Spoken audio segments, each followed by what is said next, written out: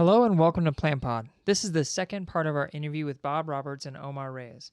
If you are just joining us on this podcast, I encourage you to go back and listen to the previous episode and listen to that first, because it not only sets us up for the framework for this episode, but it also explains what Glocalnet is. Without further ado, we jump into the conversation where we start off with how Bob, Omar, and Brian Hook all got connected several years ago. Thanks for joining us. I'm going to kind of shift gears. I've got a question because I know you guys a little bit just outside of this, and I know that the three of you have been connected for a long time.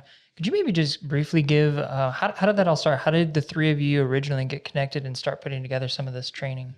We led Brian to the Lord. He was drunk on the gutter, and he was, We found on the we side of the picked road. him up on the side of the road. And Wow. we put some clothes on him. He was embarrassing everyone. And we got a water hose and squirted him down. And that's how it all started. You know, I've never heard this one. Well, I guess I better start looking for another job there. I was actually a male stripper as well. Oh my goodness. I'm going to have to edit this podcast. That's okay. Our viewership will go up. Does Jessica know? Well, I'm the newest to the team, so I came on 2008 and just met Bob, and we began working with an organization called Vision 360, which was a church planting organization, and so I kind of got to watch their relationship, which was already developed at Northwood Church, and began to see what they were doing as far as planting churches and working with them. And Bob was already teaching things about the kingdom of God, and I had never really heard about that, so it was really new to me. And I read about it, but I didn't know it. And to be able to experience all that they were already doing, it was very powerful. And then to really come together to create kind of a process, which they already were teaching, but it wasn't necessarily like the clarity of the Kingdom Disciple Society Church. That was really a bullseye that we just honed in on, and they were already teaching it through the Sermon on the Mount and other things that they were teaching, and saw some great church planners come out of Northwood years before that. But that's when we started working together as a team. But you guys go further back than just. But there is something y'all both have in common. And I'll let Omar, you can share how you and I connected but in just a second. But what you both have in common is when you came to Northwood, you volunteered. And you made this statement, something to the effect, I want to do this. I believe in this. Yeah. And Brian, I remember sitting with you at Starbucks on 377 and Bercy Road. Yeah. And you made the statement, you said, I'm going to join Northwood whether I come to work with y'all or not. Yeah. I'm just going to be a part of this. So don't worry about that. I don't want you to freak out if you see me join like I'm coming for a job. I just want to be there. Yeah. And one of the things I've learned when I look at ministry and work that I've done, I know this is, it's not possible. I understand people have to get paid. I get it. But some of the people I've had the best experience working with, they came because they believed in what was going on, not because they were looking for jobs. Those who were looking for ministry jobs, and it's no different than working at Walmart or some law firm or anything else, a lot of times some better offer come, it's there.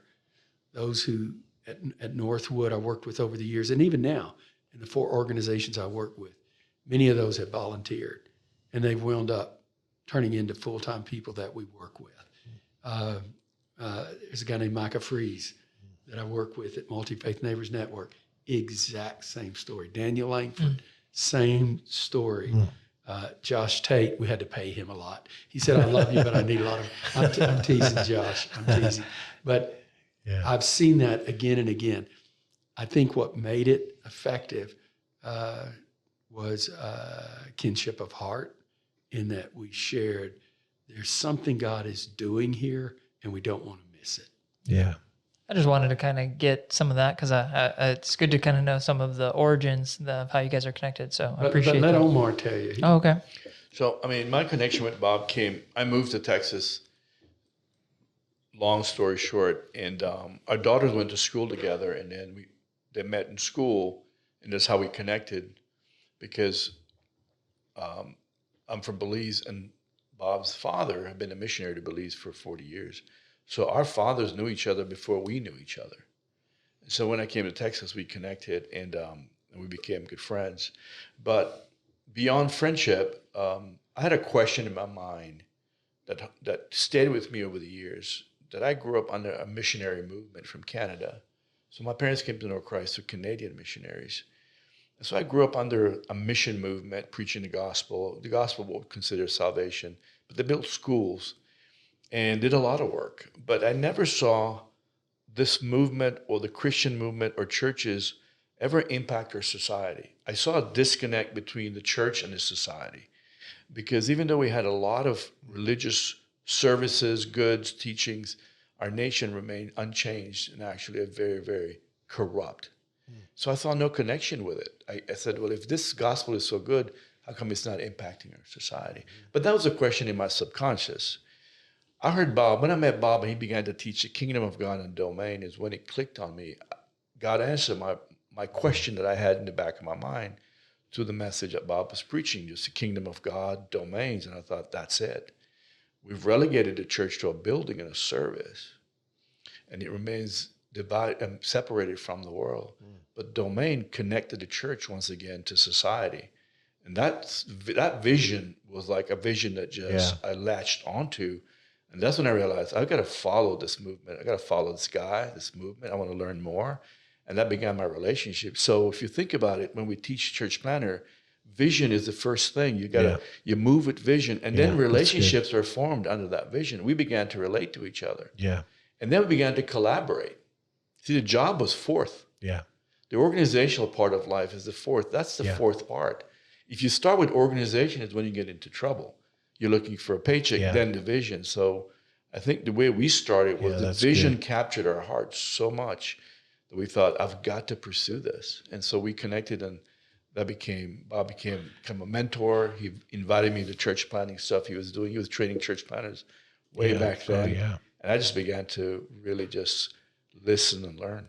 But I would also say, I think God puts people together deliberately. Yeah. I've worked with Omar all over the world.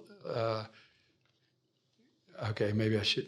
I don't know. I'm hesitant. I've never said this publicly, but I do feel like I'm apostolic in that sense. I do. I didn't understand what that meant for a long time.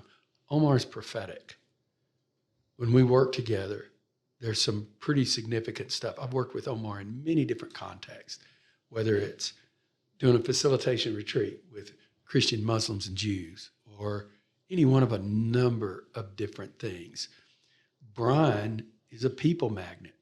He's pastoral or something. I don't know, but it's there. I mean, church planners just flock to him. My kids love him. I mean, I think that's probably pastoral, Brian. And you're not a real huggy guy that I've never sensed. You know, I'll stop there. I haven't cried since 2004. I don't know, but I'm not real huggy, not real. But when you put that together and you're trying to accomplish something, because God never intended, Jesus is the superstar. And I think a lot of guys think they're apostolic, but they're really not. Apostolic people don't have fan clubs.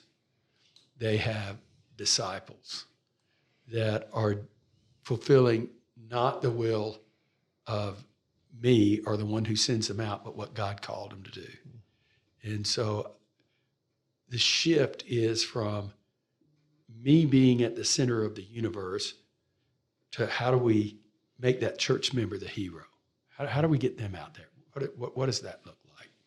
And you have to have a team, because there's some things I'm not good at.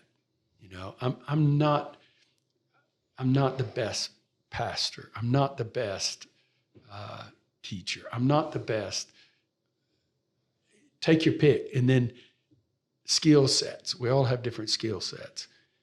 And one of the biggest things we fail to realize is we need one another. Yeah. And when we don't realize that, and that becomes our identity, then we get offended if someone's growing faster than me or somebody's being recognized and I'm not.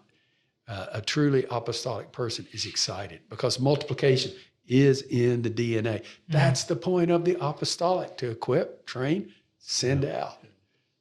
Well, I mean, the apostolic by nature is a father too, right? There's a seed of fatherhood, and fatherhood produces sons. I think the other thing that the apostolic attracts to, Bob, you know what it is? Enemies. Oh, Lord. So the apostolic, no, it's true. Look at Paul, right? I have many enemies. So, Great door of effectual ministry is open, and many adversaries. And many adversaries. Oh, wow. So that encourages me. So sometimes. that's what he said. Literally he said, I have a wide open door and I've got a lot of enemies. So I think part of the apostolic, I seen it. I knew the apostolic heart with Bob, serving with him when the church was doing well. It was pretty successful for its context. We're running well over 2,500 and we're buzzing, and then the apostolic nature kicks in, like we should be doing certain things that God's telling me. And it impacted the numbers negatively, but he knew it was right. That's an apostolic heart that's beyond a church. That's about advancing the kingdom of God. And sometimes you take hits, big hits. But if you're going to be apostolic, you're going to have to understand that's it. That's part of the job. I think the going back to what you were saying about vision too, just a tremendous visionary. An apostolic leader sees that, sees 5, 10, 15, 20 years down the road. And I just remember coming on board, and sometimes I'd come over to your house early in the morning, Bob, and you're finishing up your time with the Lord, and there's just a stack of notes. You probably still do it. You got the Bible and you got the notes. And I just remember seeing some of the organizational things. Like you're talking about vision, relationship, collaboration. We're collaborating, but I see some organizational things. And I think that's a powerful dynamic of watching you over, 30 years now, just what God has done, 40 years now at Northwood. Maybe we could just kind of walk through some of the orgs real quick and just explain a little bit, because there's been a lot of organizational stuff I saw on paper that are now coming to play. Could I just say something real quick, Brian? Yeah. The funnest things that I'm involved in, I could have never made them happen. I didn't even have the capacity to dream. There's some stuff going on. Maybe in a year from now, I can tell you some incredible stuff. But I'm doing things now I didn't plan on doing. I didn't know they existed. But God was giving me what I needed at a certain time. And I'm excited about everything he did. But there are things that are happening that are beyond my ability, my connectivity, everything. And he is opening the doors and putting them in our laps. And I just, it's made me think a lot about, I believe we should teach vision statements. So don't hear me saying we need to stop doing that. But man, the things that God has done are so much better than any vision I ever had. So don't just sit around and just go, duh, or it may never come. Those things are like guardrails. But I'm sorry, little divergence. What would you say to somebody that is listening that may be a pastor or a CEO or a young man right out of college? Like, they have great dreams and visions. Well, how do you walk through that? Because you did align yourself up and you had the sail up. How do you do that? I think the first thing that you do, you need to know who you are. And I hate to say this, you can't figure it out by yourself. You need other people around you. I've seen people who are petrified to have people to speak into them. Bob Bill is one of my, not just mentors, but I consider him a spiritual father. I was with him a week ago, and he's been in my life for almost 40 years. And Bob has the ability, at least with me, he'll put his arm around me and challenge me, and he's cutting me the whole time so that the poison can get out and there's blood on the floor. And I'm hurting, but it's like he said, it's going to be fine, Bob. Here's what you need to do. So I think, number one, you've got to know yourself. I think personality profile tests are fine. I've got those. In my journal, I have a BGRJ page, Bobby Jean Roberts Jr., BGRJ page. And on that page, it has every personality profile that I take. I take a 360 about every 5 years to see how I'm doing. It's got every one of those profiles. It's got my strengths. It's got my weaknesses. It's got how do I need. Now, I'm 67 and I still do that. because I'm still incomplete. Yeah. But that started a long time ago. Here's the next thing I did. I looked at what am I gifted at? What are my spiritual gifts? What are my practical abilities? Where would it fit? And I began to also read books on leadership, like Robert Clinton, The Making of a Leader. Mm-hmm. I love John Maxwell's books. They're more how-to. You should read everything Maxwell writes. Robert Clinton, man, if you're in your 20s, 30s, and even 40s, you need to memorize that book because it's leadership theory, how you're put together. And I never, a lot of people, I've heard people say, I just wanted to lead something. I never wanted to lead something. I wanted to accomplish something. It was very important. So I would say, once you know a little bit about who you are, then ask the question, what is it that I've got a burr under my saddle that needs to be addressed? Something I really want to do, or something, and you don't have to tell everybody. Mm-hmm. You might ought to keep it to yourself. Dallas Home went to my dad's church in Lindale with David Wilkerson and all these people when I was growing up as a kid. And when Dallas was at Bible college, the professor said, what do you want to do? And he said, I want to sing the gospel to the ends of the earth. And everybody laughed at him, made fun of him. That's just arrogant, Dallas. Well, he did it. Yeah. So maybe he shouldn't have told those people, but I would say know that and move in a direction. Here's the other thing I'd say. Leonard Ravenhill also went to my dad's church. And I remember when I was a student at Baylor, I'd keep taking, most of your listeners probably don't even know who he was, but he was a great revivalist preacher and so forth many years ago. And from England. But he told me one day, he said, I'm tired of you bringing all these young guys in their 20s over here. Bob, let them get out, get a job, work, get knocked up in life. And then when they're in their 30s, if you want to bring them back, you can. And I think sometimes we're looking for the perfect job. I think you have to see your life as a whole life. And so this is what I'm thinking about here. Let me recommend a book by Bob Bill, Decade by Decade. Such an easy book to read. But it talks about where you ought to be in your 20s and your 30s and your 40s, your 50s and your 60s. When I was 55, I asked Bob, I said, Bob, what is the most important thing I ought to be doing right now? And he said, get ready for your 60s. I said, what? Don't talk to me about retirement. I've got at least 10 more years till I'm 65. He said, no. He said, research has proven that's your greatest year. Now, I got ready. I had no clue I'd be doing what I'm doing, but it was true. So have mentors around you that know you, that speak. Learn to get critique early on in your life, and then invite it.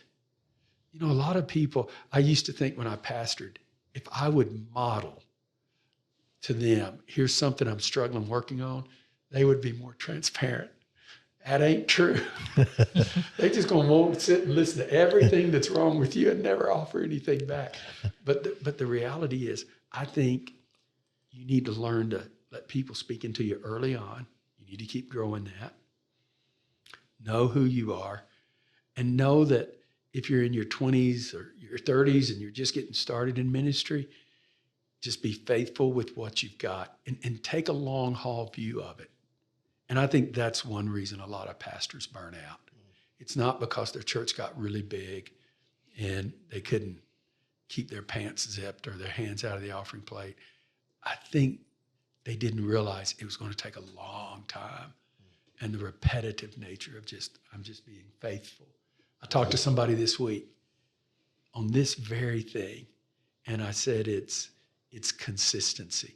I met with some significant political leaders this last week, just on an off-the-record kind of meeting on some various issues. And they said, I'm trying to remember the phrase they used. So are you a proponent of, I'm going to use a term they didn't use because I can't remember. I wish I could remember the term they used, but of consistent, are you, that was it, incremental progress or disruption? I'd never heard that theory before. Incremental progress versus disruption. And I said, well, I think, now I'm a pastor. And I told her, I'm going to go pastor on you guys. I think incremental progress. So you don't want to disrupt things. I'm talking to you from the vantage point of the Bible. I don't have to disrupt stuff. God's going to disrupt it so that when the disruption comes, which is necessary sometimes, when that disruption comes, then we're ready. Yeah. But I think most people are looking for that disruptive thing that's going to open a big opportunity and their ministry is going to be flying high. No, it's incremental progress, day in and day out. That's good. Thank you so much for that. That is really good. I'd love to. I should put that on a podcast. It is on a podcast now. I'd love to just. I know that the Glocalnet that we've been talking about is one of the four main organizations that you talked about, and you kind of alluded to it earlier. Could you just give an overview of what those all are? So there are four organizations. They each have their own board, their own chairman of the board. They each have their own executive directors and staff and so forth. But we work under the banner of the Center for Public Faith, and that's just a trademark. And what they all have in common is they're about faith in the public square. So Glocalnet was the first in 2002, and the whole point of Glocalnet was to train church planters about how to work around the world through domains, because domains is being on the grid of the public square of society. And from that, we had to start an NGO. We've been working in Vietnam, and that's what Global Ventures is about. It's a nonprofit NGO that people can use to go to different nations to do humanitarian work. And when you're in the public square, you will wind up relating to other religions. How do you do that? And the context I was raised in, it was about apologetics. I'm right, you're wrong, here's why. And so we would do it from a head debate. Multi-faith is more of, helps you build relationships with people of other faiths. I call it relational apologetics, so that you get to know someone and you have deep, deep conversations. So we bring together pastors, imams, and rabbis. And a few months ago, we actually brought Hindu priests and Buddhist priests together in Bangladesh. No Jews there. So those were the four that we had together. They get to know one another. It does away with the suspicion. A lot of countries, there's persecution that people face of different faiths. And so we try to address those issues and help them to be friends where they can trust one another then and work it out. And finally, the Institute for Global Engagement exists for religious freedom. So if you're going to work in the world, in the public square, and you're going to work with people of all religions, you have majorities, minorities, how do you stand up for people for religious freedom? And so IGE focuses on religion and rule of law, religious literacy, focuses on government and security. And so we get asked by different countries to come in and help and work. And a lot of times those are academics and lawyers. So sometimes I have something to offer. A lot of times I don't, but I'm passionate about it. And I believe it's very important. Why is multi-faith needed from the perspective of an evangelical Christian? What would you say to someone? Oh my gosh. I would say it's needed because if you want to see people come to faith in Christ, you've got to know how to relate to them. So the best way I know to illustrate this is Omar knows this guy. I travel all over the world with this imam, one of the most significant imams in America and the world. And his name is Muhammad Majid. And so Majid and I are very close. And so he was telling me a story one time. He was in the White House about to see one of the presidents. And he was waiting before he went in to see the president, and a very famous evangelical was in the room with him. And this evangelical has been very negative towards Muslims. And so he asked him, he said, did you know I'm a Muslim? He said, yes. And he said, and then Majid said, do you believe in the Great Commission? And this evangelical said, of course, you know what it is? He said, yes, it's where you should tell the whole world about Jesus. And he said, do you want Muslims to accept Jesus? And the evangelical said, yes, I want Muslims to accept Jesus. He said, do you think they're going to accept Jesus when you say such hateful things about the Prophet Muhammad? When you're so negative and hateful about Muslims, do you think they're ever going to be open? I mean, isn't the point what Jesus did on the cross and the resurrection? Isn't that what y'all believe? And it caught the guy off guard, and he said, you're right. And he said, I'm sorry. I'm going to stop doing that. And so Majid took his picture with the guy right before the president came in the Oval Office. And he said, hey, you know what I'm going to do with that? And the guy said, what? He said, the next time you say something bad about Muslims, I'm going to put this on Facebook, my very best friend. So it's how you talk about your faith. Look, Muslims try to convert me all the time. It doesn't offend me. It says to me they love me. They don't want me to go to hell. Why am I offended by that? They love me enough. They respect me enough. Majid and I have deep conversations about God. If I were to meet Majid on a debate stage, we would go so shallow. But man, when it's just he and I going back and forth, sometimes he'll call me with a question. I'll call him with a question. And here's the other thing I would say. We are not at war with other religions. We're at war with Satan, who keeps people in darkness. And I think religions are man's way of finding his way towards God. We believe Jesus is God. If we don't emulate the fruits of the Spirit, why should anybody think we're different from any other religion? Mm-hmm. So multi-faith is critical. Here's what I would also say. All religions are all places now. And if we don't respect one another and get along, we're setting ourselves up for polarization, for fighting, for hate. And that's not the world I want our kids to grow up in. What would you say then? Why would a religious leader who's not a Christian benefit from multi-faith? Kind of the other side of it. Because evangelicals are one of the fastest growing religious groups in the world. And you should at least understand us.